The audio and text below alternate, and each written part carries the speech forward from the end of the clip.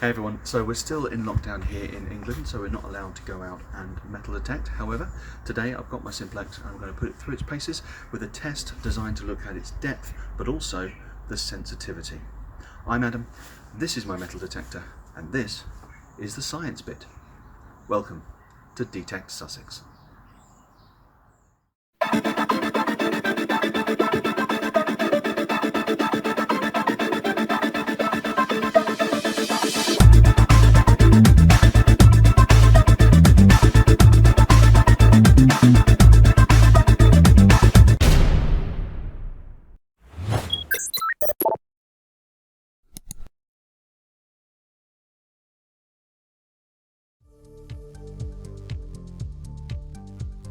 Hey everyone, I hope you're all safe and well. As I said in the intro, I'm going to be putting the Simplex through its paces with a test designed to look at its depth and sensitivity, and I'll take you through that in just a moment. Before that, I just want to say that next week's video will be my 1,000 subscribers giveaway video, so make sure you're tuned into that, make sure you're subscribed, and hopefully you can win some goodies. The prizes have arrived, and I'll tell you a little bit more about the prizes a little later in the video. Okay, so how are we going to get the Simplex tested today? I've come up with, after hours of research and development, an ingenious device to help measure both depth and sensitivity on the Simplex. It's the Depth Evaluation and Experimentation Platform.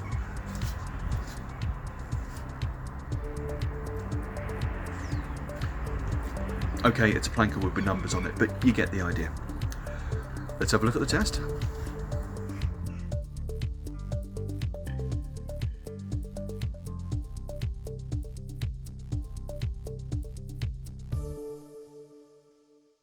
So the Depth Evaluation and Experimentation Platform is all set up, ready to go with the Nokta Makro Simplex set up at the end. The idea behind this is I'm going to use it to test the depth of the machine. But I'm also interested in looking at the sensitivity. Certain conditions you need to drop the sensitivity down, if it's slightly more wet conditions, or if the different ground conditions, different environmental conditions, quite often you'll need to drop a bar or two off the top of the sensitivity. And what I'm interested to know is what effect does that have on the depth. It will reduce the depth, but for example, if you reduce the sensitivity by half, do you reduce the depth by half as well? How much does that actually reduce as you move down the sensitivity range? So that's what I'm going to be looking at today. I'm going to start at full sensitivity on the machine, and to give it the best chance I'm going to be in field mode, which should give it the best depth on the machine. I've got some targets to use. I'm going to use a 50 caliber bullet tip, lead musket ball, a bronze coin. This is George V halfpenny. I've got a copper coin, that's a George II halfpenny. I've got a shilling, 1932 shilling, that's 50% silver. I've got a full 925 silver ring and a 9-carat gold ring.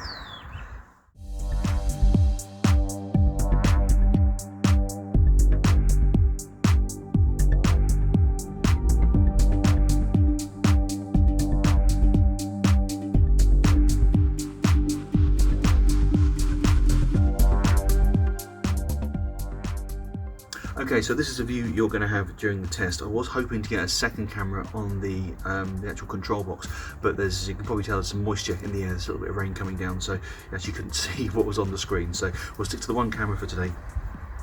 Because it's a little bit moist and there's a little bit of mizzle coming down from the sky, this is where we would normally drop the sensitivity down a little bit, because when I take the mute off of the machine, it is going to chatter. And one of the reasons for doing this is to find out just how much depth you lose when you take the sensitivity down. Another little thing to say is this is an air test, i.e. there's nothing physical between the coil and the target. Depending on the medium that you're detecting on, these results may vary a little bit. So once it's actually in the ground, you may lose a little bit. But so we're doing this for comparison rather than for actual what result you're going to get out in the field. So we're going to start with our 50 caliber bullet tip. I've got a notepad and pen ready, so I'm going to write down all of the results. Let's take the mute off. So there's the chatter because it's moist in the air. I've got my ring and watch on this hand, so I'm going to get that one out of the way. And the machine is on full sensitivity in field mode. So let's have a look.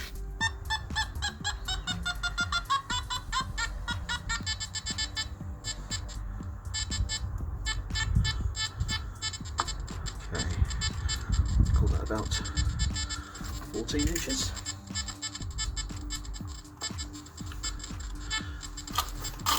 Move on to the musket ball, lead musket ball.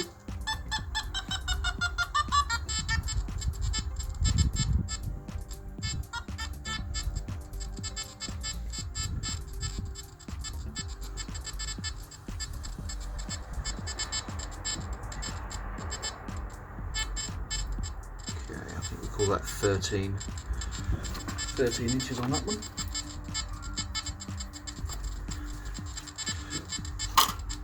Okay, George V, halfpenny.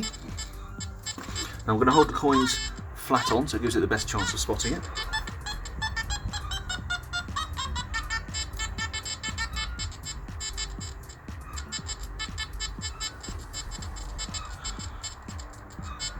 Okay, I think that's just about getting it at 18 inches. Wow, that's incredible. That's absolutely fantastic. Okay, George the second halfpenny. Again, I'll hold it flat on.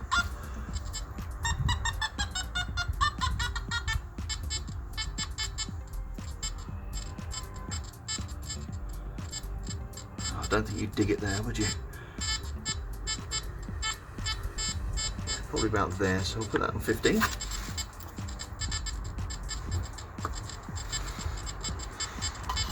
Next up, silver shilling, 50% silver shilling.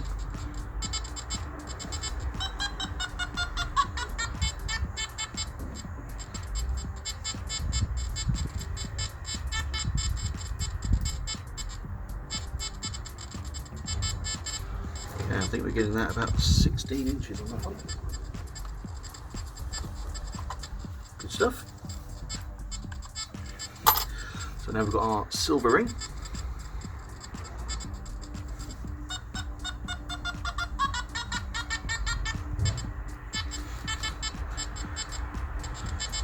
I move my hand up and down a little bit just to make sure it definitely catches the field. Yeah, I think we'll probably dig that around about 12 inches.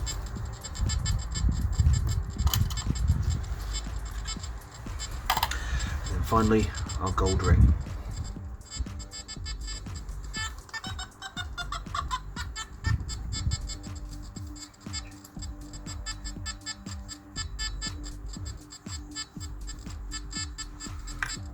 Call it 13.5. Great stuff. Okay, I'm going to knock the sensitivity down by 2 bars and we'll go again.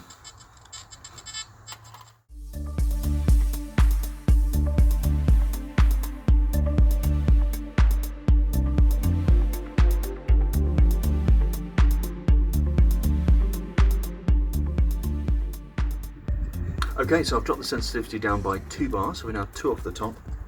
Let's start with our 50 caliber bullet tip. Let's see how we get on.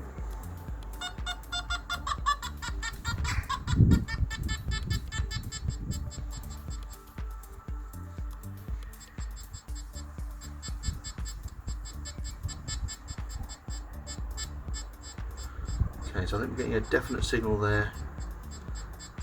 It's around about 12, 13. I think I'd probably dig it at 12. I don't know. Maybe 13. Let's give it the benefit of the doubt, call it 13. That was 14 inches last time, so that's an inch lost with 2 bars off. Let's go for the musket ball.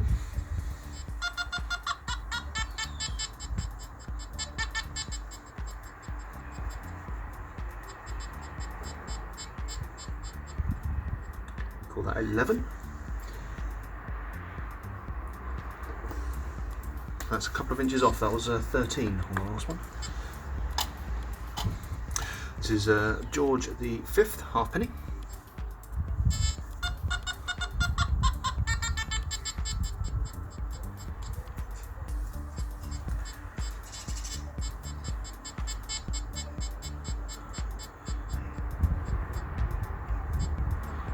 Okay, I think just about getting a repeatable signal there at 16.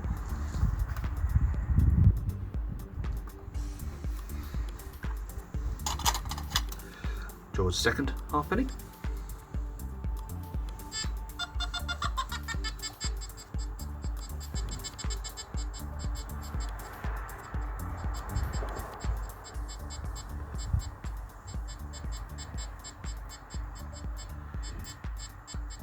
Okay, it's difficult. I'd say that's probably around about 14 on that one.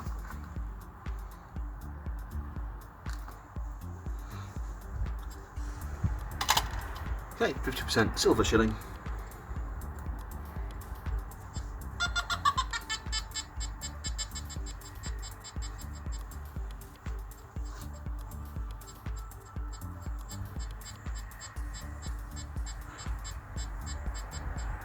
Okay, I think we probably, yeah, repeatable signal there, 13.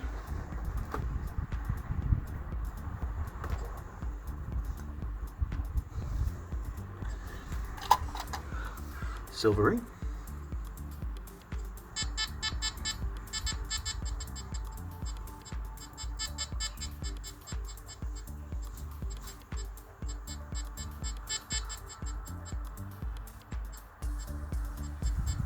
Okay, I think you probably get that at 11.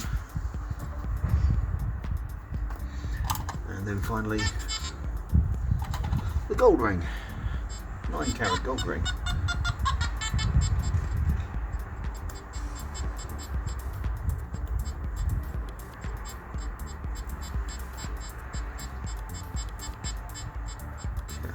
Say 12 on that one.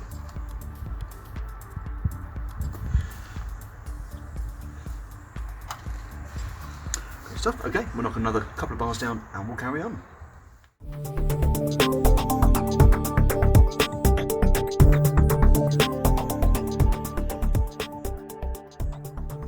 Alright, so we've knocked the sensitivity down to 3 bars from the bottom now, so it's another 2 bars off, so we should be losing some more depth. Let's try it with the 50 caliber bullet tip.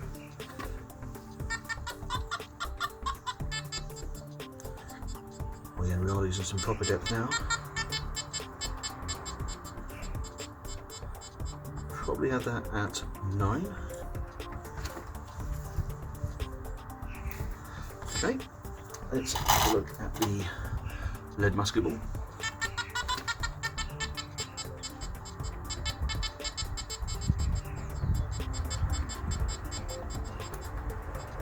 Okay, I think I have 7 on that.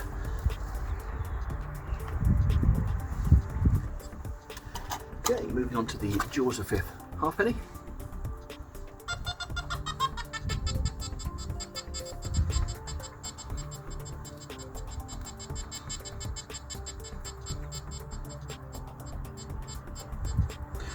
We'll call that 10 inches down.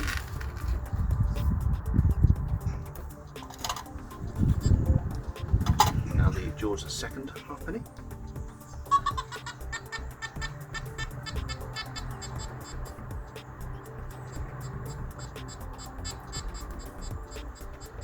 Actually the same, that'll be 10 inches on that one.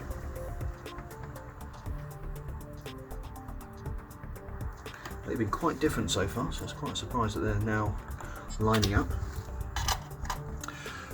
Silver shilling.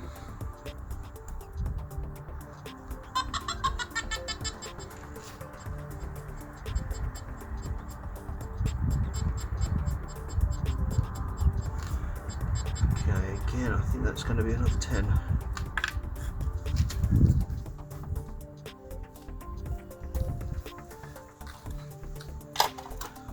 Silver ring.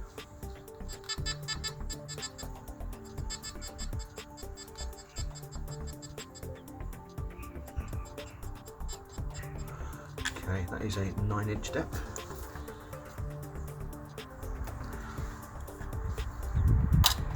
And finally, the gold ring.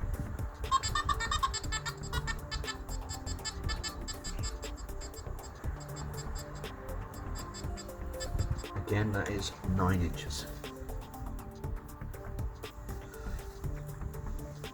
Okay, last one. Let's go take it all the way to the bottom, down to 1 bar.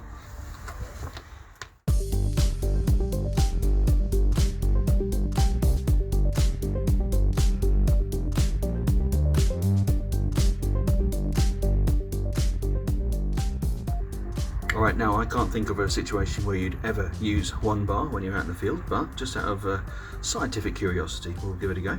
So this is the 50 caliber bullet tip.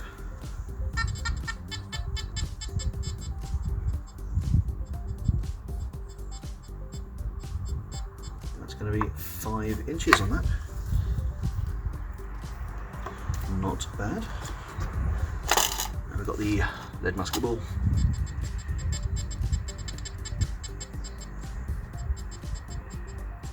Okay, 4 inches on that one.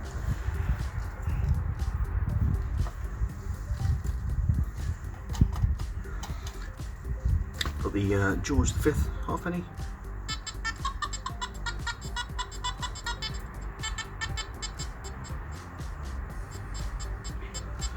So 5 inches on that one.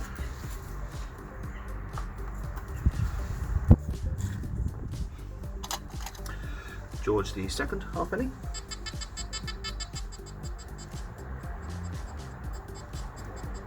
It's actually got a repeatable signal at 6.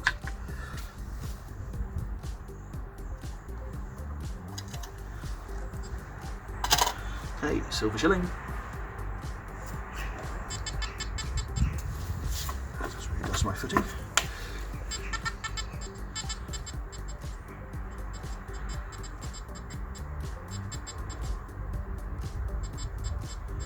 Okay, that is 5 inches down.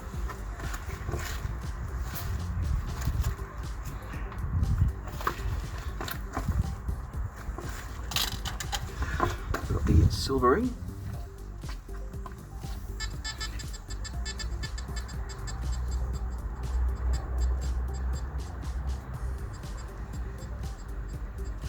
Very faint at 5.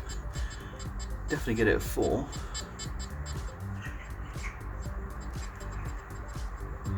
Sure. Yeah, you might get it at 5. Give it the benefit of the doubt. Put it at 5.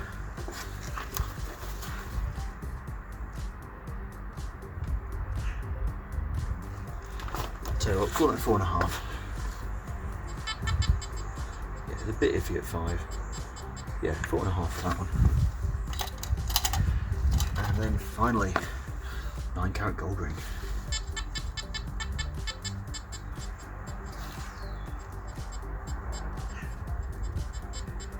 Call it 5.5.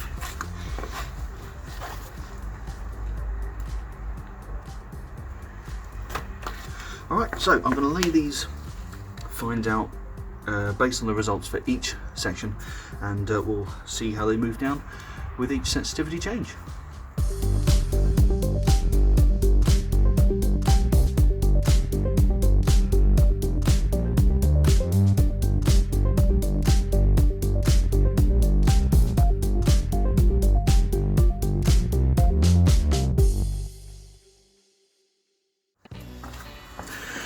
Well, that was certainly an interesting test with a few surprising results. So it turns out as you reduce the sensitivity, the first few bars off the top, you don't lose that much depth, maybe a couple of inches. But as you go further down the sensitivity range, the depth difference gets greater. So when you get right down to the bottom, you get only a few inches at the most from the coil itself. So yeah, very interesting. Obviously we don't normally take the sensitivity down more than 1 or 2 bars when we're out and about, maybe a little bit more for the beach. But yeah, that was really interesting. I think definitely worth doing. So I mentioned earlier that my 1,000 subscribers giveaway competition will be next week. So make sure you're tuned into next week's video to have a chance of winning. I'm going to announce the prizes now.